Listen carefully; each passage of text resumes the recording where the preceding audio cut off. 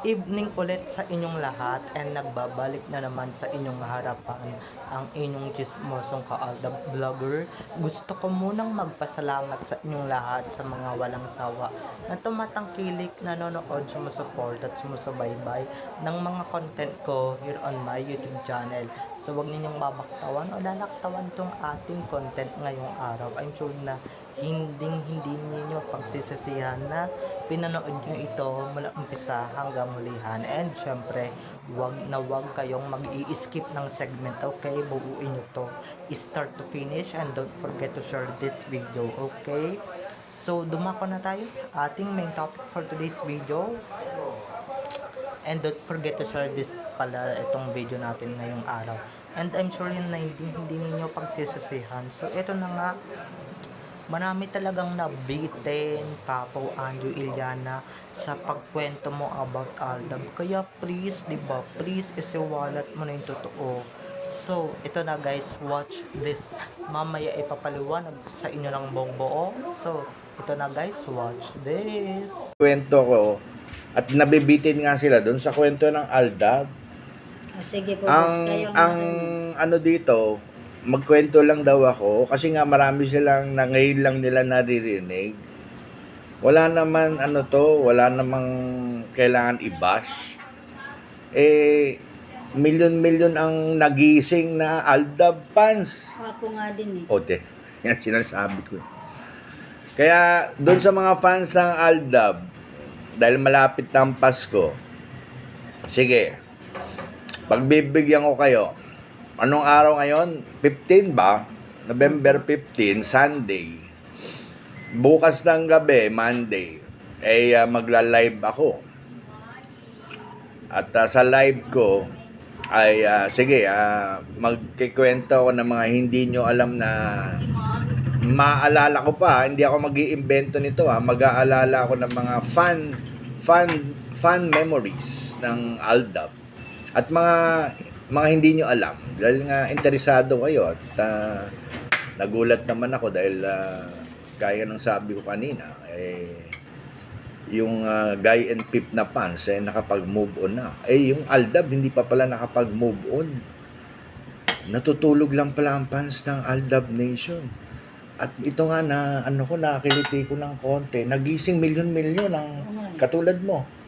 Na apektado ka na nabitin ka na ituloy ko daw ang kwento. Maaring hindi ko tapusin ang kwento pero bukas nga, Lunes ng gabi, magla-live tayo at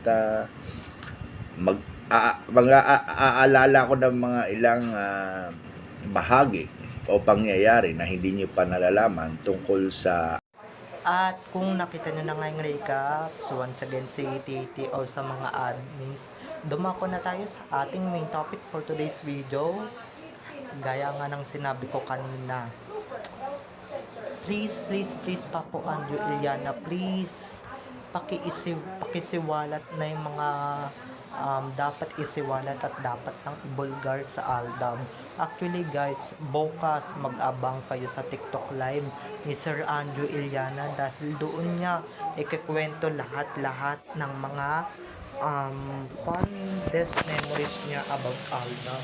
And syempre sa niya sa Aldab, memories niya, deep down memories ba, kumbaga ganun yung gagawin niya. At doon niya isisiwalat yung mga katotohanan na hindi niya dapat i-invento. Kaya, di ba, dapat tayo ditong maniwala kay Papo Andrew Iliana. Dapat tayo talagang maniwala. And kung sa bagay, etong sinabi niyang, di ba, hindi pa tayo nakakapag-move on dahil nga daw may asawa na daw kuno si May. Diyan kayo nagkakamali. Paano makakapag-move on ang hindi naman kailangan ng salitang move on? Paano? Diba? Paano natin gagawin yun? Sige nga. Oo, sa ibang fans, sa ibang fandom, sa ibang fanbase, pag hindi nagkatuluyan yung mga ship nila, talagang nag-move on na lang talaga sila at hindi na sila pwedeng magkatuluyan dahil 'di ba may iba-iba na silang partners or may iba't iba ng asawa, may iba ng asawa. Pero itong Aldab talaga, paano kami mag-move on? Paano kami mag-move on, 'di ba? Dahil wala naman talaga kami i-move on. Wala naman talaga kami i-move in, 'di ba? Wala naman kaming paggagamitan ng ganung salita. So paano? 'Di ba? At totoo nga naman yung sinabi ni Mr. Andrew Iliana or ni Andrew Iliana na tama nga naman. 'Di ba? Tama nga naman yung sinabi ni Papo Andrew na 'di ba? Konting salita lang niya ng Aldab na ibubunyag siya. Konting kwento lang marami nang nagising at guys, ang sabi ni Anjo million. So, ibig sabihin, madami pa yung ADN at hindi kawalan yung mga bumitaw. 'Di ba? Marami pa rin talagang hindi sumusuko at hindi bumibitaw at marami pa rin tayo dito sa laban. At thank you Anjo or Papo Anjo, kasi isa ka sa mga dahilan kung ba't kami nagpapatuloy at kung ba't kami lumalaban pa, dahil ikaw ang nagbibigay ng ano bang tawag dito, ikaw ang nagbibigay sa amin ng hope and syempre ng joy sa aming lahat na ADN. Kaya please tell us about Aldab realness. At ito yung mga ikikwento lang ni Andrew Iliana or ni Papo Andrew doon sa live niya. Sana makapag-record kayo at ipasa ninyo sa akin, diba? At ito na nga yung sasabihin niya, yung mga hindi nyo nalalaman, diba? Like wedding, anak, at kung ano-ano pang hindi nyo nalalaman or hindi natin nalalaman, talagang isisiwalat niya talaga ng bonggang-bongga. And don't compare Aldab sa Guy and Pip na si Nora Honor and si Tirso Cruz. Wag mong i-compare dahil yun naman talaga hindi naman talaga nagkatuluyan yun. And wag mong i-compare yung Aldab sa ibang love team na pagka hindi nagkatuluyan wala na, diba? Yung Aldab talaga hindi makakapag-move on yung mga fans kasi nga may pinanghahawakan kaming katotohanan at may alam kaming katotohanan, 'di ba? Unlike others dyan, 'di ba? Na pag kami nabalita ang chismis, may nabalita ang ganito, may nabalita ang ganyan, mababaliw, 'di ba? Makukrungkrung, masisiraan ang bait, mawawala yung pagka-shipper, 'di ba? Hindi aasa, mawawala ng pag-asa at higit sa lahat yung mga idols nila hindi talaga nagkatuluyan in real life. Yun yung masakit doon. Pero kami, may karapatan kaming umasa, may karapatan kaming umasa kasi nga may aasahan naman talaga, 'di ba? Dahil hindi naman talaga tunay namin ang nakikita ninyo sa Itbulaga di ba? Hindi naman talaga si Main talaga yung nakikita ninyo sa ED. So paano, at hindi naman si Main talaga yung totoong asawa ni Arjo. So paano nyo i-explain yun? Sige nga, nasan yung utak ninyo? Di ba? Di ba? Si Andrew lang palang makakapagpabuhay sa ating lahat.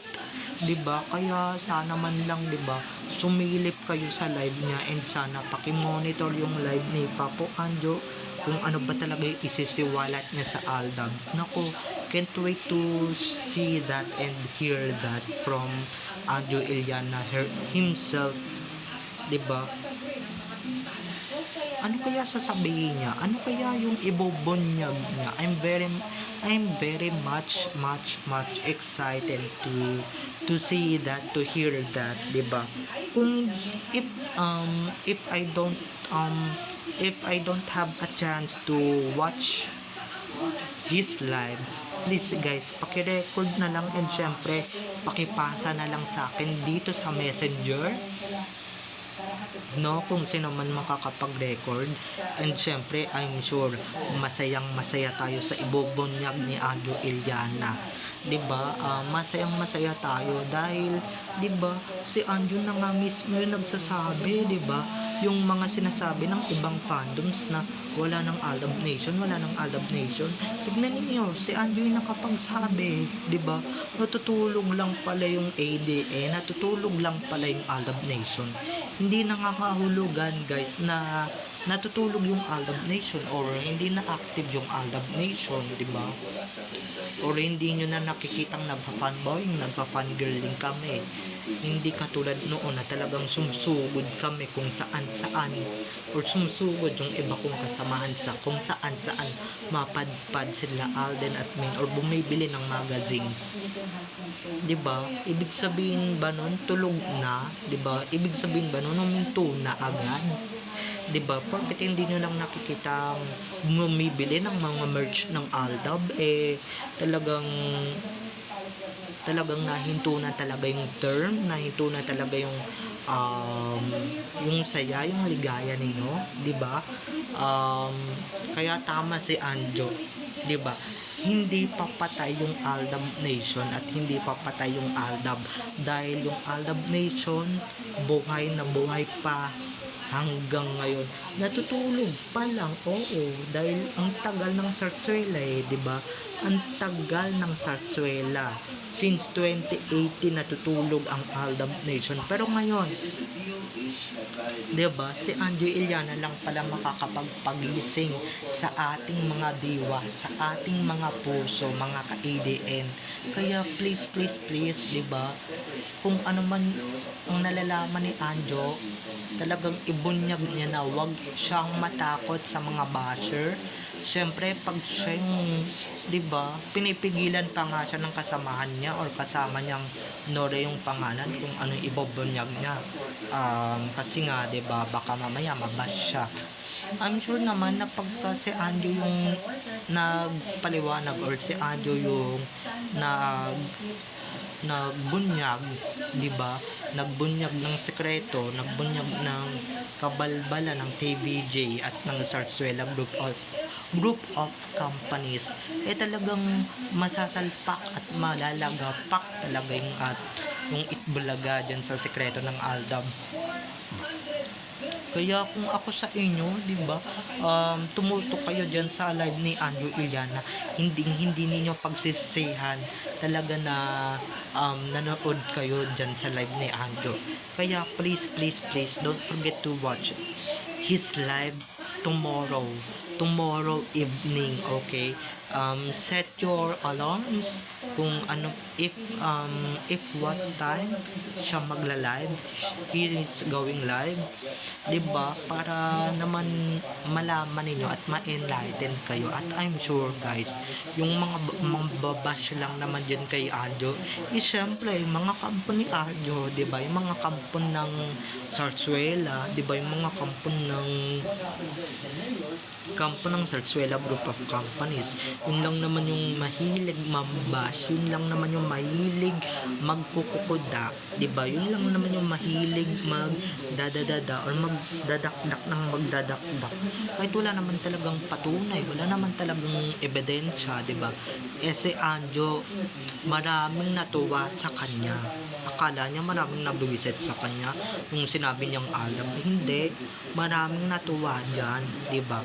Nung pinahagingan mo pangangalang kami, Papu, na ibobonyag mo yung katotohanan, yung sekreto ng Aldab, ay naku, talagang maraming natuwa. At yung 41 million na pinatulong ng pesteng Sarsuela na yan, talagang nagising, talagang gising na gising, mulat na mulat, at naghihintay sa kung ano man ang sasabihin mo, sa kung ano man ang isisiwalat mo. Kaya go, support ka namin dyan, Papo. And syempre, walang